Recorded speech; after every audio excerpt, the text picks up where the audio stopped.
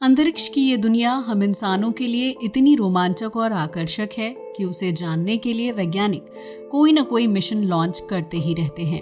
इनमें से ज्यादातर मिशन मानव रहित होते हैं, क्योंकि इंसान को अंतरिक्ष में भेजना जानलेवा और बेहद खर्चीला ऑप्शन साबित होता है। नासा के लॉन्च किए गए वॉयजर 1 और वॉयजर 2 अंतरिक्ष यानों के जरिए हमें स्पेस से जुड़े उन रहस्यों को जानने में सफलता मिली है जो एक वक्त तक हमारे लिए अनसुलझे थे। अब ये वॉयजर यान स्पेस में एक ऐसी जगह पर पहुंच गए हैं जिसे एलियन की दुनिया बताया जा रहा है। आखिर क्या है ये एलियंस की दुनिया और वॉयजर यानों को वहां क्या कुछ दिखाई दिया है? क्या एलियंस की दुनिया में पहुंच गया वॉयजर? हमारे सौर मंडल में केंद्रीय तारे सूर्य के अलावा 8 ग्रह और उनके विभिन्न चंद्रमा हैं, जबकि इसके अलावा यहाँ सैकड़ों उल्कापिंड, क्षुद्र ग्रह, बौने ग्रह और विशालकाय चट्टानें भी देखने को मिलती हैं। हमारे सौर मंडल और अंतरिक्ष से जुड़ी इन जानकारियों को प्राप्त करने में विभिन्न मिशंस का अहम योगदान रहा है, फिर चाहे वो मिशन रोबोटिक हो या फिर मानव युक्त। अंतरिक्ष को ज्यादा बेहतर ढंग से समझने के लिए अमेरिकी स्पेस एजेंसी नासा ने उस वक्त का एक दमदार अंतरिक्ष यान बनाने का फैसला किया था, जिसे वॉयजर 1 नाम दिया गया था। इसी तरह नासा ने वॉयजर 2 स्पेसक्राफ्ट को भी तैयार किया था, जिन्हें स्पेस में अलग अलग टाइम पर लॉन्च किया गया है। नासा ने पहले वॉयजर 2 स्पेसक्राफ्ट को अंतरिक्ष में भेजा था, जिसे 20 अगस्त 1977 को लॉन्च किया गया था। इसके ठीक एक महीने बाद 5 सितंबर 1977 को वॉयजर 1 स्पेसक्राफ्ट को लॉन्च किया गया था, जिन्हें वापस कभी धरती पर लौटकर नहीं आना था। ये दोनों ही स्पेसक्राफ्ट एक कभी ना खत्म होने वाली अंतरिक्ष यात्रा पर निकल चुके थे, जिनका काम हमारे सौर मंडल को ज्यादा बेहतर ढंग से समझना था।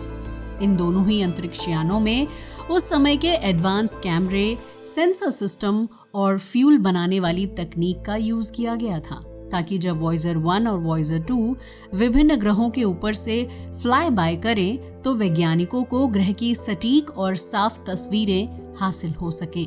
इन दोनों ही अंतरिक्ष यानों ने सौर मंडल में दूसरे ग्रहों और उनके चंद्रमाओं से जुड़ी रोचक जानकारी वैज्ञानिकों तक पहुंचाई थी, जिससे हमें ये जानने में आसानी होती है कि पृथ्वी के अलावा इन चंद्रमाओं पर भी जीवन हो सकता है।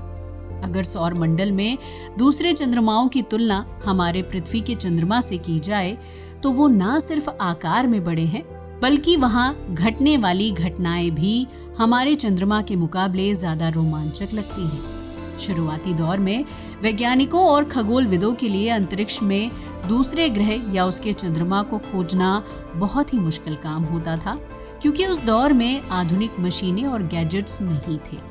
सौर मंडल के विभिन्न ग्रहों की खोज टेलीस्कोप की मदद से रात के आसमान में की गई थी, जबकि उस वक्त ज्यादातर ग्रहों के कुछ ही चंद्रमाओं को खोजा गया था, जो आकार में बड़े थे और उन्हें आसानी से देखा जा सकता था। लेकिन वॉयजर 1 और वॉयजर 2 अंतरिक्ष यानों ने हमें सौर मंडल और स्पेस को समझने में बहुत ज्यादा हेल्प की थी, जिसकी वजह से आज हम इन चंद्रमाओं पर जीवन की तलाश करने के बारे में सोच रहे हैं। इन सब चीजों की शुरुआत साल 1979 में हुई थी, जब वैज्ञानिक लिंडा ए मोराबिटो ने वॉयजर अंतरिक्ष यानों से मिलने वाली तस्वीरों और डेटा का अध्ययन किया था। वॉयजर की भेजी गई तस्वीरों में बृहस्पति ग्रह के चंद्रमाओं को बेहद साफ और सटीक तरीके से देखा जा सकता था, जबकि उनकी संख्या भी 5 से बढ़कर कई ज्यादा हो गई थी। ठीक इसी तरह वॉयजर मिशन ने शनि ग्रह के चंद्रमाओं और उसके आकर्षक छल्लों की बेहद नजदीक से तस्वीर क्लिक की थी, जिसकी वजह से अंतरिक्ष की दुनिया को जानने के लिए उत्सुक रहने वाले लोगों के मन में एक नई हलचल पैदा कर दी थी। दरअसल बृहस्पति ग्रह के चंद्रमा आयो की सतह पर वैज्ञानिकों को कुछ ऐसी चीजें दिखाई दी थी जो बेहद अलग और रोमांचक थी। इन तस्वीरों में आयो चंद्रमा की सतह पर एक दिल के आकार की आकृति दिखाई दे रही थी, लेकिन वो तस्वीरें इतनी भी साफ नहीं थी कि वैज्ञानिक इस बात का पता लगा पाए कि आखिर वो आकृति किस चीज से निर्मित हुई है। खैर, वॉयजर यान ने अपना काम जारी रखा और अंतरिक्ष से आयो चंद्रमा की कुछ दूसरी तस्वीरें शेयर की, जिसमें उसकी सतह पर लावा के फव्वारे दिखाई दे रहे थे। इन तस्वीरों को देखकर वैज्ञानिक लिंडा बेहद हैरान रह गई थी, क्योंकि इससे पहले किसी को भी इस बात की जानकारी नहीं थी कि बृहस्पति के चंद्रमा पर ज्वालामुखी का पहाड़ है और उसमें विस्फोट भी होता है। इन तस्वीरों को देखकर यह साफ पता चल रहा था कि आयो की सतह पर मौजूद ज्वालामुखी का पहाड़ न सिर्फ सक्रिय है, बल्कि उसमें होने वाले विस्फोट की वजह से गर्म लावा कई मीटर की ऊंचाई तक फव्वारे के रूप में उछलता भी है। आयो बृहस्पति ग्रह का तीसरा सबसे बड़ा चंद्रमा है, जबकि ये आकार के मामले में सौर मंडल का चौथा सबसे बड़ा मून है। इस चंद्रमा का व्यास 3642 किलोमीटर है, जो अपने ग्रह यानी बृहस्पति के बेहद नजदीक से तेज गति में परिक्रमा करता है। ये चंद्रमा हमारी धरती से 628.3 मिलियन किलोमीटर की दूरी पर है, जिसे अपने ग्रह का एक चक्कर पूरा करने में लगभग 42 घंटे का समय लगता है। वैसे तो आयो की खोज 1610 ईसा पूर्व में गैलीलियो गैलीली और साइमन मैरर्स ने की थी, लेकिन इस चंद्रमा से जुड़े रोमांचक तथ्य वॉयजर यानों द्वारा क्लिक की गई तस्वीरों से सामने आए थे।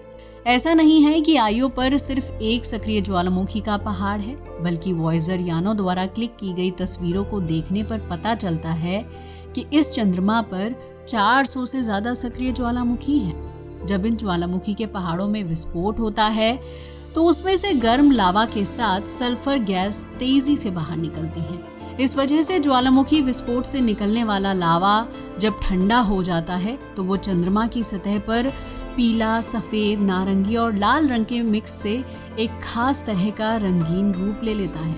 हैरानी की बात यह है कि आयो हमारे केंद्रीय तारे सूर्य से लगभग 500 मिलियन मील की दूरी पर है, जहां तक सूर्य की गर्मी और रोशनी ना के बराबर पहुंचती है। वैज्ञानिकों के सामने ये सवाल खड़ा हो गया था कि आखिर आयो की सतह इतनी गर्म कैसे है, जबकि इस चंद्रमा को तो एक बर्फ के गोले के रूप में विकसित होना चाहिए था, क्योंकि उस जगह पर सूर्य की गर्मी नहीं पहुंच पाती है और इस वजह से उसका तापमान ठंडा होना लाजमी है। जब वैज्ञानिकों ने इस अनोखे चंद्रमा पर रिसर्च वर्क शुरू किया तो उन्हें पता चला कि इस चंद्रमा पर ज्वालामुखी विस्फोट के लिए बृहस्पति ग्रह का तेज ग्रेविटी फोर्स जिम्मेदार है। दरअसल ये चंद्रमा बृहस्पति ग्रह के बेहद नजदीक है, जिसकी वजह से इसके ऊपर बृहस्पति का तेज ग्रेविटी फोर्स पड़ता है। इस फोर्स की वजह से आयो की चट्टानें और पहाड़ गर्म होकर चटकने लगते हैं, जो बाद में गर्म लावा का रूप ले लेते हैं और इस चंद्रमा की सतह पर लावा की नदियां बहने लगती हैं। ये लावा के फव्वारे सतह से 400 किलोमीटर की ऊंचाई तक उछल सकते हैं, जिससे ये पता चलता है कि बृहस्पति ग्रह का ग्रेविटी फोर्स कितना तेज और भयानक है। इतना ही नहीं, वैज्ञानिकों ने इस बात का भी पता लगाया कि आयो चंद्रमा के पास एक बहुत ही पतला वायुमंडल है, जो मुख्य रूप से सल्फर डाइऑक्साइड से बना हुआ है। वॉयजर मिशन से पहले वैज्ञानिकों को इस बात की कोई भनक नहीं थी कि बृहस्पति ग्रह के इस चंद्रमा पर इतनी रोमांचक घटनाएं घटती होंगी, लेकिन ये तो सिर्फ शुरुआत थी, क्योंकि वॉयजर यान तो आगे भी इस तरह की कई चीजें वैज्ञानिकों के सामने लाने वाले थे, जिसके बारे में किसी को कोई खास जानकारी नहीं थी। इसके बाद साल 1993 में अपने मिशन के दौरान वॉयजर यान ने शनि ग्रह के ऊपर से फ्लाई बाय किया था, जिसने शनि ग्रह समेत उसके विभिन्न चंद्रमाओं की फोटो क्लिक करके धरती तक भेजी थी। इनमें शनि ग्रह के सबसे बड़े चंद्रमा टाइटन ने वैज्ञानिकों को सबसे ज्यादा अट्रैक्ट किया था, क्योंकि उसकी सतह पर तरल रूप में नाइट्रोजन की मौजूदगी के सबूत मिले थे। ये पहली बार था जब किसी ग्रह या उसके चंद्रमा की सतह पर नाइट्रोजन तरल रूप में खोजा गया था। लिहाजा इन तस्वीरों को देखकर वैज्ञानिक जगत में हलचल मच गई थी।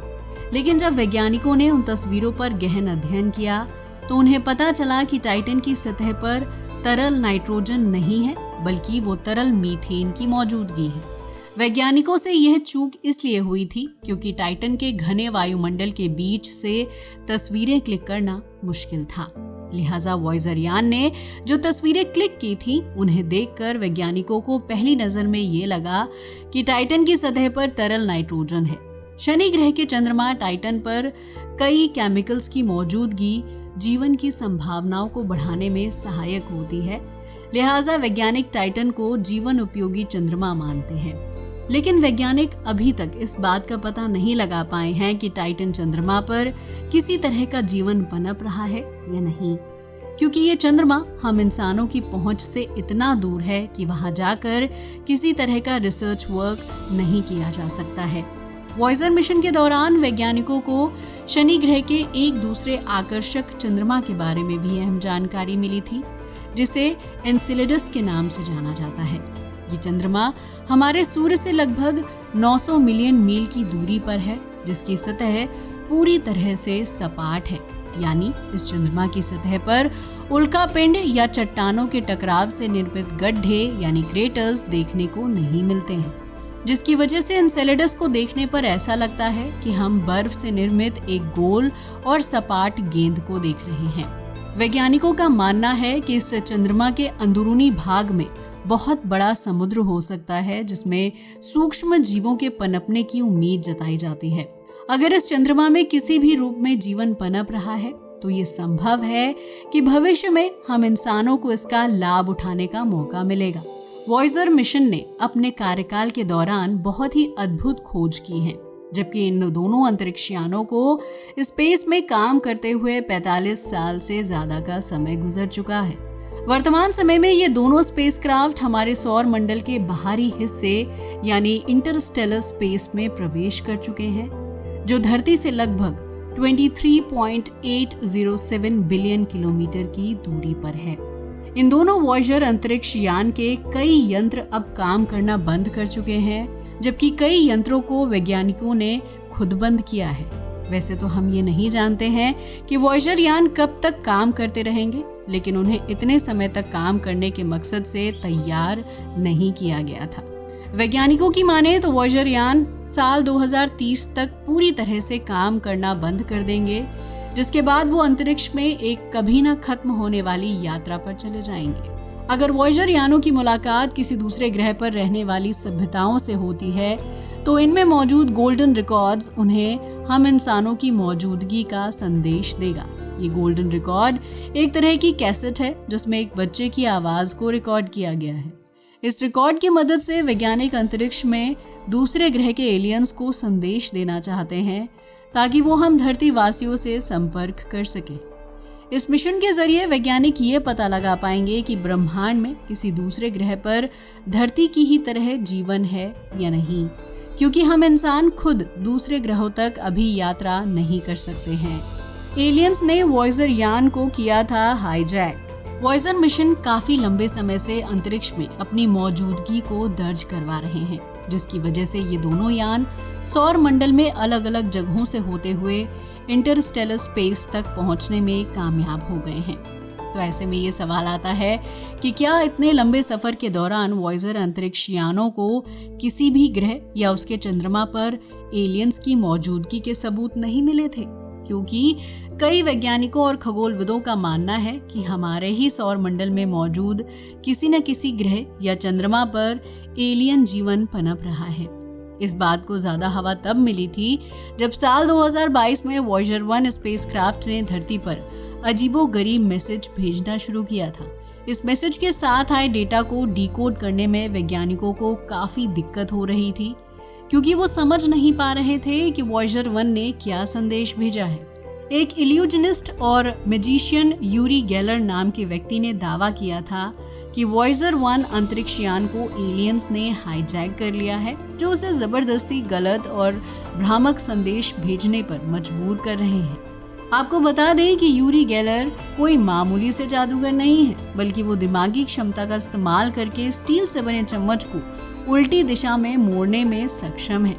उनके द्वारा वॉयेजर 1 स्पेसक्राफ्ट को लेकर किए गए दावे ने हर किसी का ध्यान एलियंस की तरफ आकर्षित कर दिया था, जबकि नासा के वैज्ञानिकों ने भी इस बात को माना था कि वॉयेजर 1 का भेजा गया संदेश उनकी समझ से बाहर है। लेकिन इसका ये मतलब नहीं है कि वॉयेजर 1 ठीक से काम नहीं कर रहा है, बल्कि वैज्ञानिकों को अंतरिक्ष यान का भेजा गया डेटा समझने में दिक्कत आ रही है। वहीं यूरी का कहना था कि एलियन सभ्यता बहुत ही विकसित और तेज है, जो मिल्की वे गैलेक्सी में अपनी मौजूदगी को दर्ज करवा रही है। उन्होंने ये भी कहा कि मुझे एहसास हो रहा है कि वॉयेजर 1 स्पेसक्राफ्ट को अलौकिक सभ्यता वाले एलियंस ने हाईजैक कर लिया है, जिसकी वजह से नासा के वैज्ञानिकों को अजीबोगरीब डेटा मिल रहा है। इतना ही नहीं, नासा के वैज्ञानिकों की माने तो वॉयेजर 1 का भेजा गया डेटा पहले भेजे जाने वाले संदेश और तस्वीरों से बिल्कुल अलग था, जिसकी वजह से वैज्ञानिकों को उसे समझने में दिक्कत आ रही थी। वैज्ञानिकों का कहना था कि ये किसी तरह का एरर भी हो सकता है, जिसे लेकर साफ तौर पर कुछ कहा नहीं जा सकता। अगर वॉयेजर 1 सच में एलियंस के कब्जे में रहा है तो उन्होंने उसे नष्ट क्यों नहीं किया, या फिर उन्होंने हम धरती वासियों से संपर्क करने की कोशिश क्यों नहीं की। इसके अलावा एक सवाल ये भी आता है कि सौर मंडल के दूसरे ग्रहों और चंद्रमाओं के आसपास वॉयेजर अंतरिक्ष यानों ने फ्लाई बाय किया था, लेकिन उस दौरान ऐसी कोई तस्वीर सामने नहीं आई थी जो इस बात को साबित करती है कि सौर मंडल में किसी जगह पर एलियन सभ्यता पनप रही है। हालांकि इस मिशन से मिले डेटा से इतना जरूर पता चलता है कि सौर मंडल के दूसरे ग्रहों और चंद्रमाओं में कुछ परिस्थितियां ऐसी हैं जो जीवन की मौजूदगी के लिए अहम मानी जाती हैं। लेकिन अगर इन ग्रहों या उनके चंद्रमाओं पर जीवन पनप रहा है तो जरूरी नहीं है कि वो जीवन हमारी धरती की तरह ही हो, क्योंकि हर ग्रह और चंद्रमा की परिस्थितियां अलग हैं, जहां उसके हिसाब से जीवन की संभावनाएं मौजूद होंगी। जिस तरह हम धरतीवासी पानी, सूर्य की रोशनी और ऑक्सीजन के साथ जिंदा रहते हैं, ठीक उसी तरह किसी दूसरे ग्रह या उसके चंद्रमा पर जीवन के लिए वहां मौजूद केमिकल्स ज्यादा उपयोगी होंगे। खैर, वॉयेजर अंतरिक्ष यानों की मुलाकात कभी एलियन से हुई थी या नहीं, ये एक उलझा देने वाला सवाल है।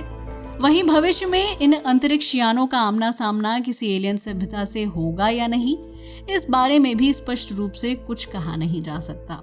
लेकिन इस बात में कोई दो राय नहीं है कि वॉयेजर मिशंस ने हमें सौर मंडल के बारे में बहुत ही अहम जानकारी दी है, जिसके योगदान को चाहकर भी भुलाया नहीं जा सकता। तो दोस्तों, अब तो आप समझ ही गए होंगे कि वॉयेजर मिशन फिलहाल कहाँ पहुंचे हैं और उन्होंने एलियन की दुनिया से जुड़ी कौन सी चीजें देखी हैं। आज के लिए बस इतना ही। वीडियो अच्छा लगा हो तो उसे लाइक और शेयर करें, साथ ही हमारे चैनल को भी सब्सक्राइब करें। जय हिंद दोस्तों।